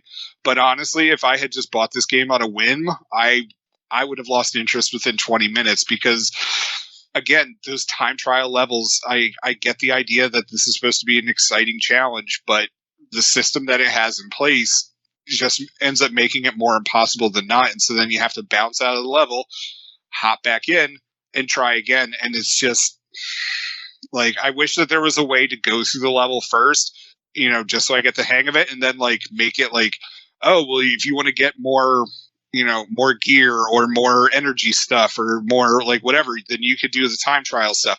But the thing is, all the other levels already have a goal that you have to meet, or you should try to meet, of doing a time trial thing. And so you're stuck doing a time trial, whether you want to or not. It's just 2 out of the 3 levels, it's optional. No. Or 2 out of the 3 types of levels, it's optional. There is co-op with it. So, you can play as brother and sister. But the thing is, again, as I said, my oldest son was just he got really frustrated with it early on, and he was just I'm kind of done. So, well, overall, $18 on this one. What are you thinking? I'm sorry, but this is a no. It has some fun ideas going for it, and the locations are different enough, to provide a solid story experience, but control issues, level issues, and I'm going to be honest, this is not a game that is it's not a port of a mobile game, but it felt like one, and it just I'm sorry, this is just it's a no for me. All right, well, moving on, next game to talk about is Weapon of Choice DX, developed and published by Mommy's Best Games, released September 2nd on Xbox One, Switch, and PS4 for $5.99. The world is being taken over by gene-combining beings from beyond the stars. Hideous new creatures are popping up everywhere, and it's up to the Solus operatives to grab their unique weapons and split some disgusting alien skulls. Cole, how about you start off with Weapon of Choice DX? Oh boy, there's a big monster with big boobs. Hey, kids. Still talking about those boobs. You just love them titty monsters. I mean, to be fair, who doesn't? Yeah, that seems to me if you're trying to sell a game, you want to talk about its strong point, and a big titty monster is right there at the top of the list for a lot of people. I'm waiting for Aki to be wait, what, boobs, huh? Yeah. So, I'm just trying to help sell the game here. Yeah, it's a Contra on acid style running gun shooter, and you have a couple of different characters you can choose from. And I'm going to be perfectly honest, it's been a couple weeks since I played this game. and I've played a lot since then. So I don't remember fine details, and I'm really apologetic don't remember the about names. that. I don't. I think what? The characters in Weapon of Choice. Oh God, it's standard, like, it's standard comic book names. Like, it's very much an homage to classic run and gun shooter type games. Being 2D from the side view, just blow shit up and hope for the best kind of run and gun. It's one of those games that when you've got that nostalgia itch, you turn it on and then you sit back. It's like 4 a.m. and you just, well, I think I'm the only person that stays up like that, but maybe 2 a.m. A midnight run and gun session, if you will, and just kind of check out and play and just let whatever happens. There are different endings you can get. There are different characters that you can save. There are pros and cons to saving different characters because they'll have different equipment. But it was just one of those kind of games where I was like, it's 2 a.m. and I want something mindless blowing shit up, and here I am. And it just scratched that itch. Mm-hmm. But it is very wild. Like, I'm not joking when I say Contra on acid. It is the character designs, the world, the enemies, just everything about them takes weird and turns it up as high as it can. Yeah, and monster design is top notch in this game. Nathan has a way with designs, with what he does in his games. Jacob, what are your thoughts on Weapon of Choice? So, you probably heard most of my thoughts about him if you listened to the interview. But honestly, I was really pleased with this game because I like the idea of a lot of old school run and gun games like Contra. I'm absolutely fucking horrible at them. So this game, honestly, the fact that, you can play it on easy, and on top of it, that little wall crawling and ceiling crawling mechanic, that was such a huge help for me. And it made the game a heck of a lot more fun for me. And I really enjoyed, being able to go from world to world, and just the storyline is just all over. First off, there's multiple storylines and with multiple endings, and it's just all over the damn place. There's one where are we allowed to talk about, we did talk about the sun, right? We referenced it, but we didn't mention it. We didn't name it. Okay. Well, at this point, whatever, I just said it. Yeah, there's whatever. If you go up on True Achievements, you'll see the achievement for it anyway. So whatever. There's an ending where you fight the sun, and it's just like Super Mario level. Super Mario Brothers 3. Level kind of crap.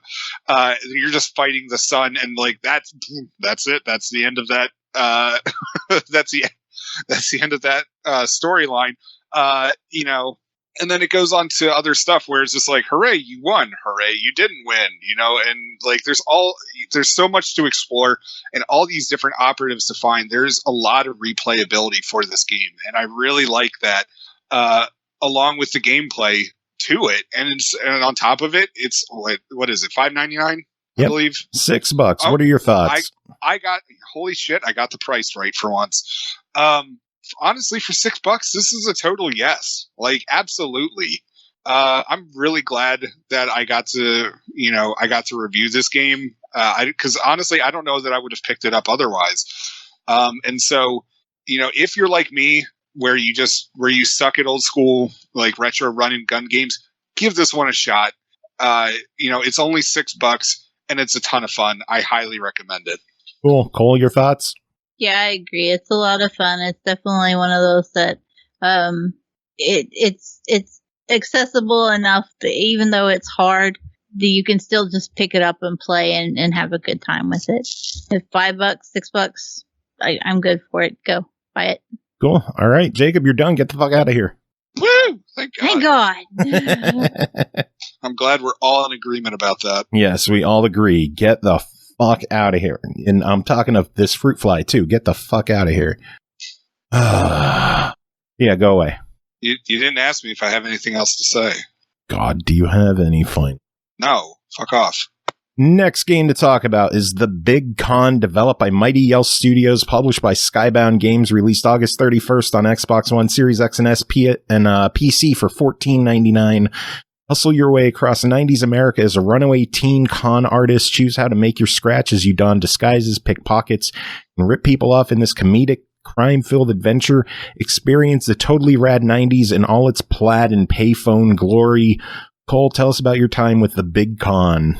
This game is both a ride and a joy. I'm telling you, I have been looking forward to it since I saw the initial trailer. I think it was during E3, and man, it just did not disappoint. It plays almost like a point and click in a lot of ways. You do have control of your character as she moves around in different scenes, but ultimately you're just kind of like trying to interact with certain items. You'll pick items up that you can then either sell or give to other characters to try to generate income. You'll also learn to pickpocket. Shout out to the devs who made a pickpocket minigame and then gave you a toggle in the settings to let you just turn that shit off if you didn't feel like doing it. You can just walk around and pickpocket everybody and they don't care. It doesn't penalize you in any way. It's like, do you want to pickpocket? Just press Y. Or if you want to make a challenge out of it, then you can actually play the minigame. I will say from an accessibility standpoint, the minigame was kind of a pain in the ass for me, so I did end up turning it off. That's just, my hands are fucked up. Yeah. That is what it is. So I was especially grateful that they just let you turn that off and skip it, and then you can just explore and enjoy the story and not have to worry about the one actual obstacle they actually tried to give you. Beyond that, though, the rest of the game kind of plays a little more like a puzzle experience. You'll run into a character, for example, who, I'm going to try to pick one that doesn't give anything away, who is interested in stocks. So you may need to go find another character to actually learn about stocks and then kind of bullshit your way through a conversation with the first character again to prove you know what you're talking about. And then they'll be like, okay, so you know what you're talking about, but prove that you're right. So then you'll need to go find a newspaper, and then you'll need to go find a pen, and then you'll need to use that as proof that you know your shit when it comes to stocks. That way they'll give you $1,000 as a tip, right? But then you eventually you may need to turn around and convince somebody else that you're a waiter and that the place that you're serving food at doesn't take credit cards. It's cash only, and that's just all they can do. And then when they pay you for the food, then you pocket the cash because it's a con job. Everything's a con job. The whole point is to try to get the money to save your mother's video store, which is $97,000 in debt to loan sharks. Oh, God. Your character, I believe her name was Allie. She was supposed to be going to band camp. Her mother had big plans for her to get into this prestigious college for music. She's apparently very talented with the trombone, but instead, because Allie finds out about the loan sharks and the debt from eavesdropping, which is another element that you'll have to use a lot in the game. Not as much as it made it seem like you would, based on the tutorial phase, but you do use it a bit. Then you decide to take your ticket for band camp and board the bus, but get off somewhere else, and then you go on this con job with somebody who teaches you how to pickpocket, and then the cons get increasingly more difficult and puzzly as you go on. The areas that you're exploring also get larger. It's so full of overwhelming 90s nostalgia in every fucking way, from just the color palette to the art design. It looks like it would have fit in as a cartoon that would be on the TV during Rugrats or Doug. Nice. Yeah, And I love the visuals of it. Just delightful. looking at the store page is gorgeous. Yeah, it's absolutely wonderful. It's so well done. I had an absolute blast. I love this kind of game. It falls into that quirky, artful, artsy fartsy kind of concept that you just wouldn't typically think of for a video game, right? And somehow it works. It works and it works well. The puzzle elements are actually a lot of fun, and trying to approach different ways to get enough money that you need to move on to the next stage. There's multiple solutions. You can go ham and try to collect as much possible money in every area, or you can just get enough to get by on. But I had a lot of fun playing it, and I think everybody else will too. Well, then $15. What do you say? This is a definite buy it. This was my surprise pick of the week. Oh. And that's a big deal because I played something else big this week, and the big con just swept it away. Nice. Yeah. All right. Well, next game to talk about is A Night at the Races, developed by Mushy, Jukebox, published by Nakana.io, released September 3rd on Switch for $9.99. You're invited to the arcades tonight. Compete illegally with other players for the top of the global leaderboards. You need the prize money to survive. Our friend Surlyna covered this one, wrote in a review, and this is what she's got to say. Greetings, SML friends and fam. It's your girl, Surlyna, and this week I'm reviewing A Night at the Races for the Nintendo Switch. Let's get on to the review. As y'all may or may not know, I'm a Nakana.io fangirl. Their modus operandi is to offer games that provide a unique experience. Take a drink. This is mostly done through story, but A Night at the Races is incredibly different. It starts off as a point and click where you start to learn about Nathan's world. Once that happens, it puts the story aside momentarily and presents you with an incredibly challenging speedrunning platforming game. Every so often, there's a break in the action that pulls you back into the story and makes for an interesting gameplay experience. I won't spoil the story too much, but you'll learn about Nathan's world, and it's compelling. Let's talk about the gameplay. It's frenetic. Right off the bat, this is not your typical platformer. The closest experiences I can compare it to is Super Meat Boy on speed. When I first began playing, my heart was pounding ferociously inside my chest from the action. The levels don't last long. 20 seconds is on the slow side, but you absolutely must have your precision down or you'll get frustrated very easily. If you want to get a perfect level completion, you also can't get hit. The game is slightly forgiving as it gives you 4 hearts to get through a level. Lose all your hearts and you start over. It's also top down, so if you fall off the screen, you lose hearts too. The game knows it's hard, so it does help you out. There's some helpful hints in Nathan's world, and if things are really too fast for you, you can slow the speed down in the settings. Also, if you die too much, the game will show you what you need to do precisely to get over the hump. Luckily, there's no real penalty to dying other than starting over, so get used to the fact that you will die frequently. Let's talk about the controls. They're super important in the platforming side. You can jump, you can dash primarily. Wall jumping is built in. You can also move to the side with the left stick, but you don't really want to unless it's necessary. That was a habit that I had to break myself of. Your character will glide back and forth until it's time for jumping, and moving the stick will alter the trajectory and the height, so try to forget that you even have a left stick. Crazy talk, I know, but think of the character moving in one fluid, continuous motion. When you see it done, it'll click. Graphically, the story part of the game relies very much on rich and cool colors like blues and purples, very neo-noir. The platforming side uses more of the color wheel, but it's still fairly dampened. Brightness need not apply. The surprising element was the music. The game's soundtrack is fire, and I just want to listen to the settings menu on music on repeat. A Night at the Races is available on the Switch on September 3rd for $9.99, and should you buy this one, it is a buy it for me. Placing my fangirl status aside, as well as the surprise speedrunning element, I really enjoyed this game. Speedrunning and platforming keeps you engaged, and the story expands the world and gives you good info as well as a break from the quick pace. Plus, there's 12 worlds of platforming. It will most assuredly keep you busy. Sounds good. Indeed. I wonder if that one will come to other platforms. That would be nice. Yeah. Come on, Nakana, do it. Do it up. All right, Cole, you're up. Next game is 12 Minutes, developed by Luis Antonio, published by Annapurna Interactive, released August 19th on Xbox One, Series X and S, and PC for $24.99. An interactive thriller about a man trapped in a time loop featuring James McAvoy, Daisy Ridley, and Willem Dafoe. Cole, tell us about 12 Minutes. Can we just take a moment to appreciate that voice cast? I know, in an indie game.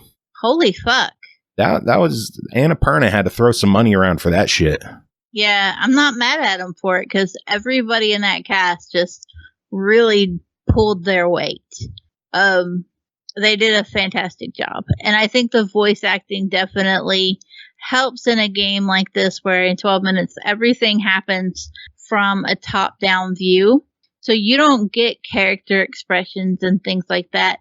You only have body language and not actual facial expressions to help drive the narrative. And when you're trying to play a game where the story is repeating itself but changing in minor ways every time you relive it, having that kind of audio input to help figure out what's going on is really, really important. And also it makes the game a little more doable without that kind of just the different inflections in the tones. It really helps. So yeah, as for actual gameplay, it is a top-down view for the entirety of the game. It is very limited to this small apartment. It's just 3 rooms where a couple live. You come in, you have to find a key in a plant and unlock the door and come in from work, and then everything takes place within this in this room. I have to be really honest. Even though I've been looking forward to 12 minutes for a long time, I don't actually like time loops and games that or stories that fuck with time. I have an odd, just general aversion to that kind of narrative, but 12 minutes manages to do it in a way that it just, I fell into it all the same. It felt less like I was experiencing a time loop and almost like I was playing a roguelike. It was just more like, okay, that set of events that I carried out didn't work and I didn't get the information I needed and I need to figure out another way to do it. So dying or being forced to start the loop over really changed, like it just felt more roguelike-y and gave me a reason to try and do it again instead of just going, well, everything I do is just going to get erased by time, right? So it Drew Van felt Camp more, in chat saying chrono sickness more common than you might realize. Makes sense. is that a thing? I guess so. Maybe. I don't know. There's just something about it where I'm like, the moment that time travel or time fuckery gets thrown into a game or a story, I'm like, I'm out. I'm a guy on the internet. Trust me. I'll take your word for it. You seem like a respectable human. Another respectable human is my good buddy Beat Drop coming in with 250 biddies. Beat Drop, thank you so much for dropping by and for the support. Hugs to you. I hope you're doing well. Miss you, Bubby. Yeah, 12 minutes. Yeah. So basically, every time you go through the loop, you'll get a little further. You'll explore something a little different. You'll have a little more information for the next time around, and it lets you kind of try to change the events. The biggest gripe that I have with that is that even though you'll learn things, you may still find yourself stuck in certain aspects of the loop because you'll just have, not enough time for a certain action to complete, or because everything is like locked down on the timer, you only have 12 minutes. So you may find like, oh, if I didn't click on this, I'm trying not to give spoilers if that's not obvious. I'm being incredibly vague for a reason. If you try to click on an item and interact with it, but you just don't click on it just so, then you may not have enough wiggle room in the time frame, and then you'll be forced to do it all over again. So you end up seeing the same sequences or cutscenes several times until you can get your timing and your sequence down just right. That's really the only thing that I have as far as a gripe about the game goes. Beyond that, I thought the story that it was telling was actually really well done. I have not completed it, sadly. There are guides out there. You could do it kind of quickly if you wanted to, but I just kind of wanted to explore. But I did keep getting stuck in those time loops where I was like, just pick this up a little quicker, please. Isn't one of the achievements to do absolutely nothing for a whole playthrough? Maybe. I didn't even look at well, all the achievements are secret, if I remember, and I didn't look them up on TA, and I was like, well, I want to say one of them is to do the whole first loop and just do nothing. Yeah. I might be wrong, but anyway, $25 on 12 minutes. What do you think? I do think it's definitely a buy it. I really thought that given that it was a thriller and stuff, it was going to be my winner of the week. So I was kind of surprised when it got dethroned because I did have such a good time with it despite my general aversion to the actual storytelling method. But yeah, I definitely do think it's worth the money, and I hope people pick it up and check it out. And if you're on the fence, it's on Game Pass. Fuck it. Just download it and play it and either love it or hate it. Good old Game Pass. Thank you as always. One final game to talk about tonight is called One-Eyed Lee and the Dinner Party, developed by DarkChibiShadow, published by Ratalaika Games, released August 27th on Xbox One, Series X and S, PS4, PS5, and Switch for $4.99. Help Barracus and Lee escape a cursed bunker or die trying in this point-and-click visual novel hybrid. Our friend Surlyna covered this one as well. This is what she's got to say. As always with visual novels, I won't get into the story too much because of spoilers, but I will get into how the story made me feel primarily. With this story, I was pretty interested from the jump. You find out that Lee is cursed or blessed if you ask him, and curing him of this affliction serves as the background MacGuffin of the story. I like the story.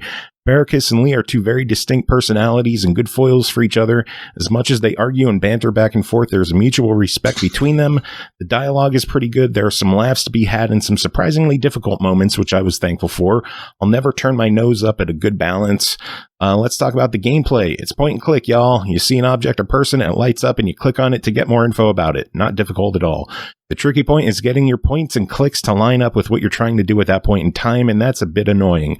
Be prepared to cycle through the rooms and dialogue options several times, trying to milk everyone and everything of that one precious nugget of info that you need to know to open up the next part of the game. You will cry, how do I get this open? At least twice during your playthrough, I promise. Let's talk about the graphics. The graphics are good and serviceable. Lee and Barracus are very expressive with their various mannerisms during different situations.